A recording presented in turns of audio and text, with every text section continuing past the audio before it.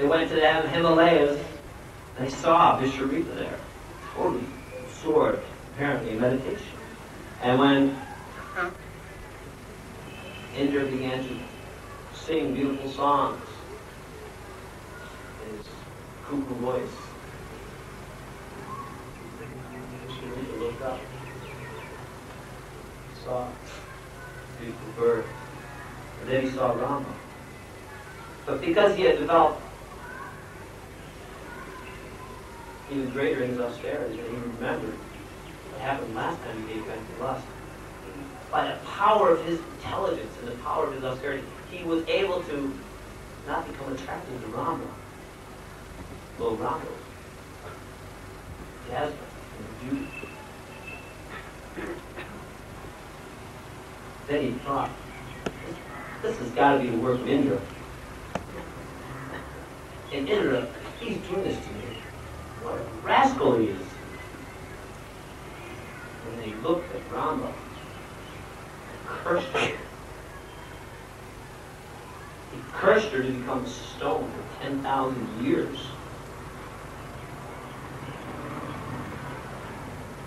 And right after he cursed her, he said, and then, oh my God, I controlled my lust, but I couldn't control my anger. I failed in my goal of trying to become a Brahmin. I failed. I got to go off and perform even greater austerities.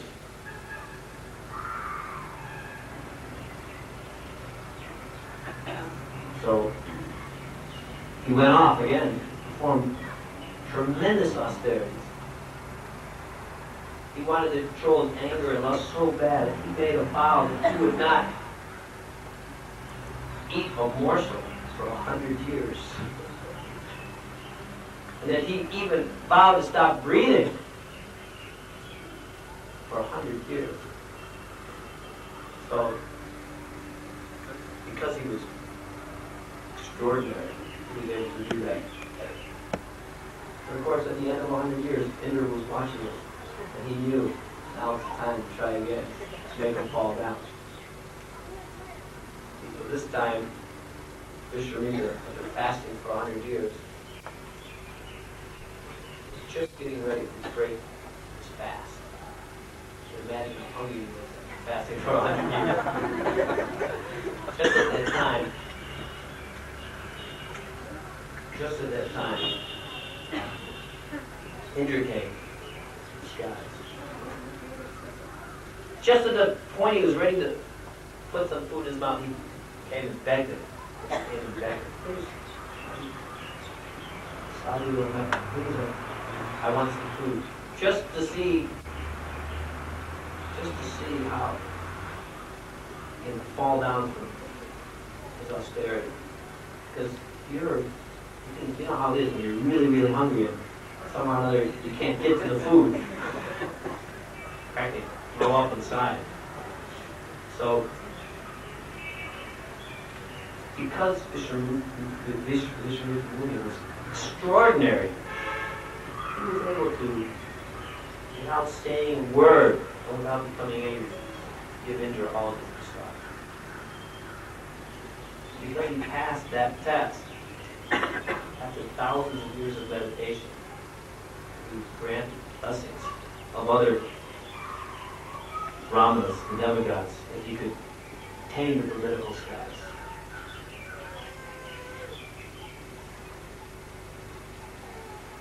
So, I don't think we have that much time to practice these kinds of austerities to develop good qualities. It's not really necessary. And in this age, as shown to us by Sri Chaitanya Mahaprabhu, and the Namacharya himself, Haridas Thakur, Harinam, Harinam, Harinam, Eva Kevalam, Kalo, Nasteva, Nasteva, Nasteva, Nasteva.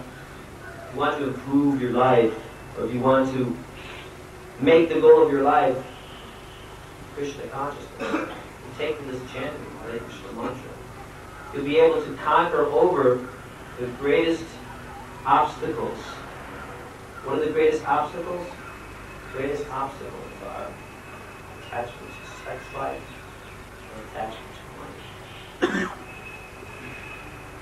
So the association of devotees is absolutely necessary to give up these attachments. We shouldn't think we can go off on our own and become Krishna conscious. Bhaktisiddhanta Swami Prabhupada, he used to recite one poem that he wrote, criticizing those devotees who thought they could go off on their own and become Krishna conscious. He said, "Oh my mind, you think you're such a Vaishnava, going to a solitary place to chant the holy name of the Lord, but actually you're just seeking the adoration, the cheap adoration of the innocent public. Actually, what you are doing is just trying to make an arrangement to be able to think the sex life and making money." So, the strength gathered from the association of devotees is the key to developing the kind of intelligence necessary to keep one fixed on the goal of life. The devotees are so merciful that they will remind you when you are off the track. Sometimes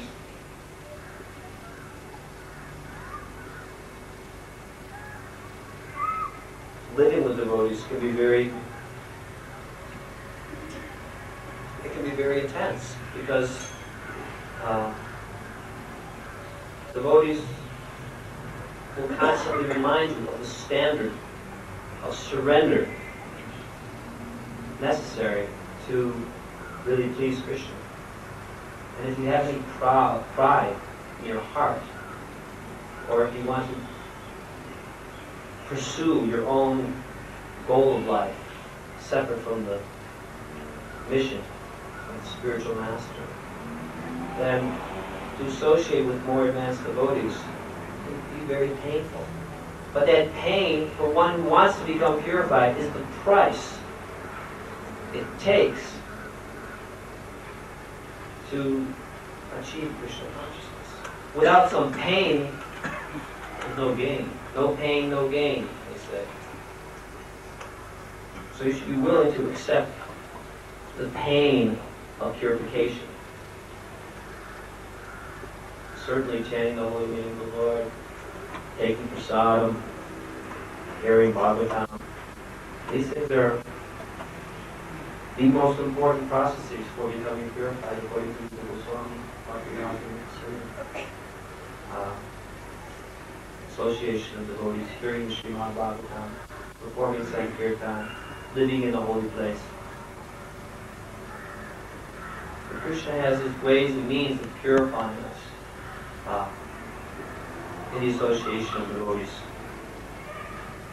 Sometimes we hear devotees ask how they can get rid of how they can achieve a certain quality or get rid of some bad quality.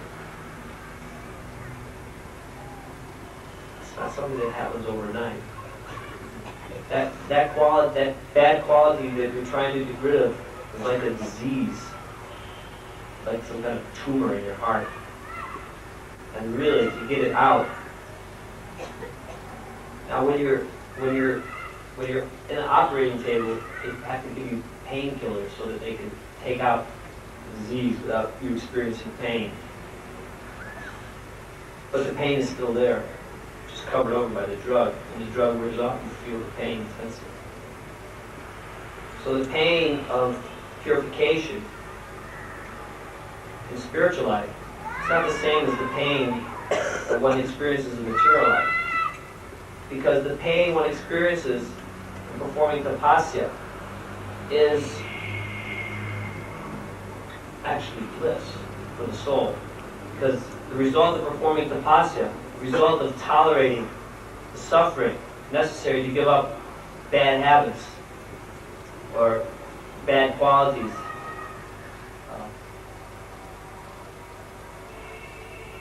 the pain necessary to achieve those things is worth it, because Krishna consciousness, real love of God, is so precious. The natural consciousness is so precious, it's so delightful, that it's worth it. It's worth it to experience pain. It's like we were saying, it's worth it to go to college if you can get the degree, so you can get the job, so you can get the money. So simply it's worth it to undergo austerity. And what is the greatest austerity in spiritual life? Is to submit yourself as a menial servant of the spiritual master. To give up completely control of your own life. That's the greatest austerity. When Richard Swami was in jail, he was telling me the greatest austerity he had to undergo was not being able to have any control over his life whatsoever. The guards telling him at every moment what he had to do, when to eat, when to shower, when to go out. So that was the greatest austerity. So similar for a devotee,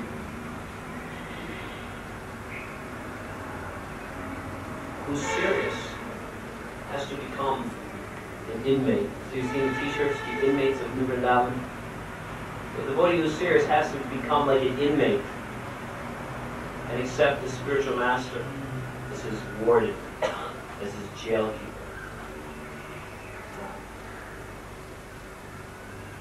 And then you will actually become free. You actually experience freedom from the material miseries. So are there any questions? Maharaj, would you describe the mission of the spiritual master? The mission of the spiritual master is the same mission as Krishna's. The mission of the spiritual master is to deliver all forgetful souls to the lotus feet of the Lord. Krishna explains in Bhagavad Gita, as we were saying, whenever there's a decline in religion, a descent. Why does he descend? To remind people of their real life, their spiritual life. So that is Krishna's mission. What does he say in the 18th chapter? That there's no one more dear to me than someone who helps execute this mission. The bona fide spiritual master is only interested in delivering souls to Krishna. And each spiritual master has individual ways and means to do that. But the goal is the same, to bring people to Krishna consciousness, bring people to love of God. So the mission of your spiritual master, Srila Prabhupada, is to spread love of God and to make people realize that love of God is available wherever they're at. Simply by the sincere calling out to the Lord in whatever name they're used to. Prabhupada's not trying to convert people to, he's not trying to convert people to Vaishnavism or Krishna consciousness in the limited way. He's trying to bring people to love of God by encouraging them to chant the holy names of God. That's what the cathedral of the holy name is all about. It is a way to inspire people to take the holy name of God as their very breath and life. Now people want until people in this world experience some difficulty with their own lives, they're not going to change. Unless they're actually sincere enough to admit that they're not satisfied with material pursuits, they're not going to change.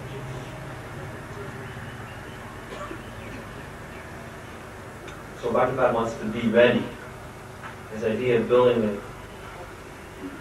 community in New Vrindavan, City of God, is he wants to be ready when people actually see that their whole material life is crumbling, there'll be a place, there'll be persons that can help them achieve the goal of life, which is the love of God. Well, you are waiting for, so that we should all become miserable, then you can preach. So you are waiting for the opportunity that the total world should become miserable, and you are getting yourself ready so that you can preach. That's the aim, ultimate aim, why you talk, that feels like that. The whole world is already miserable. Krishna explains that the material world is a place of misery. But generally people won't realize that they're suffering, that the material world is actually full of suffering until their comforts are taken away. Material comforts is another form of intoxication. We were discussing the subtle principles of the subtle implications of the four regulated principles yesterday. So, material comforts is a form of intoxication. When you're sitting in a nice place, or have a nice car, you turn on the radio, you turn on the heat, you turn on the windshield wipers, you press the pedal, it goes, everything's nice. You're sitting in a house, sitting on nice cushions, you're sitting, you got servants, you have hot and cold running water, you have air conditioning. Seems like you have the whole situation under control. That's an intoxication, because actually at any minute you can die. And those comfortable arrangements you've made are not going to help you. So it's a form of intoxication. Intoxication means to forget your actual condition. So the world is full of suffering, but people are intoxicated by so many things. Gross intoxication and subtle intoxication. Youth is an intoxication. Wealth is an intoxication. Good health is an intoxication. If you're healthy, you think, well, death is far away. You think you got it held off because you have strength. So you see, people start turning to God when these things start falling apart. When someone's health starts getting bad, they start turning more to God. When they become bankrupt, take the Spirit. Just like this man in America, this Magic Johnson, most famous basketball player in the last 10 years. When he found out he had AIDS,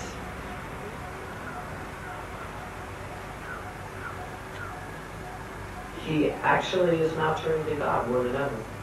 He was boasting that he had sex with 10,000 women in the 10 years that he was a basketball player. Very famous. After every basketball game, dozens of women would run after him. He would just get whatever he wanted and bring up to his apartment. Finally, he caught up with him. He caught AIDS. And he could no longer play basketball. But what he said recently was that this was God's way of making him change his life. Before that, he obviously wasn't thinking much about God at all. But when he got AIDS, he said, this is God's will to make me change my lifestyle. And similarly, we've seen devotees in America that have contracted AIDS, that have been blue for several years, suddenly come back to Krishna consciousness. Or somebody who had cancer, make their last year, who've been blue for 10 years, come back and make their last year of their life totally dedicated to Krishna. So when these things are taken away, when comforts are taken away, when health is taken away, when strength is taken away, when beauty fades, then God consciousness seems more attractive. So Bhakti-Pad, he's been predicting that, this kind of thing is going to happen on a mass scale. These kind of calamities or economic collapse or pestilence, these things are going to happen on a mass scale. So Bhakti-Pad's idea is to prepare New Vrindavan. Even Prabhupada, when Bhakti was first building New Vrindavan, proposed that Your community is going to be filled with thousands and thousands of people. And the Bhagavatam predicts. The Bhagavatam predicts. The 12th canto, that it's one of the symbols of the age of thought. People will be fleeing cities to go to the country because of harassment from the government. So yeah, in that sense he is prepared. Maharaj, in your lecture, throughout the wonderful lecture, what you said, well, anybody who is not Krishna conscious or he has no attraction towards Krishna, he is a sick person. We admit that point, and then you said before that he should go to a doctor or this advanced devotee. That's also a wonderful point. We like it. But when you come lastly, means you must surrender. That is the point, very troubling, because that is the thing when you come to, that's very painful. And it's very painful. For everything else we like, but the last part is very, very painful to surrender. Just a question of what you want. If you want to get cured of your material disease, you have to take the medicine. Or you have to get, in this case, you have to get the operation. Because it's so deep-rooted, you have to take the operation. Somebody who doesn't like, nobody likes pain, but they're willing to undergo pain in order to get healthy again, isn't it? They're willing to go to a doctor. They're willing to go to the dentist in order to relieve that pain. So if you actually understand that material life means pain, it means repeated birth and death, old age, disease, death, threefold, these things, we're usually not even conscious of these things. That's why we have to be reminded by hearing the Bhagavatam, by associating with the devotees. We have to be reminded what the material world means. If we're not reminded daily, Nityam Bhagavata Seva, we have to be reminded daily of two things. One is the misery of the material world, which is, this verse was particularly focusing on the misery of the material world, and how people get entangled in the material world. At the same time, we have to be reminded of the glories and the beauty and the eternality of the spiritual world. Maharaj, but here the point comes, sorry. But you see, if you are telling us old age, disease, death and birth, this is something all right, is for good for the lecture to people to say. But we are interested something in this world itself. When you talk next birth, what will happen, it's all right, very good, nice, we can listen all this. But until unless something is we are experiencing in this lifetime itself, we are not very much concerned in your spiritual life. You can't keep it. You can't keep it, so why become crazy over it?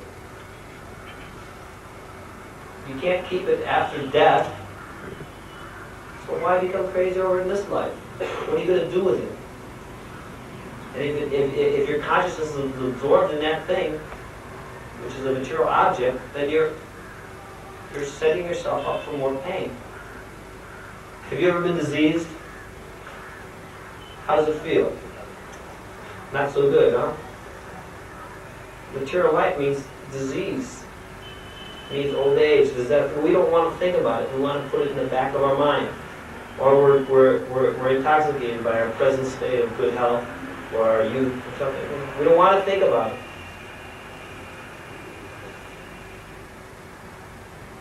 But association of devotees means forced to think about it. You're forced to think, what am I doing with my life? Atato Brahma Jignasa. If you get the human form life, then think a little bit. Think a little bit about what is really important.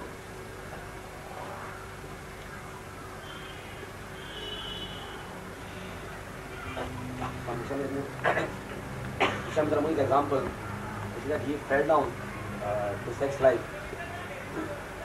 But probably more impressive is the fact that he was so determined to overcome his qualities. So that determination is a very glorious quality. And usually we see that he did overcome his pains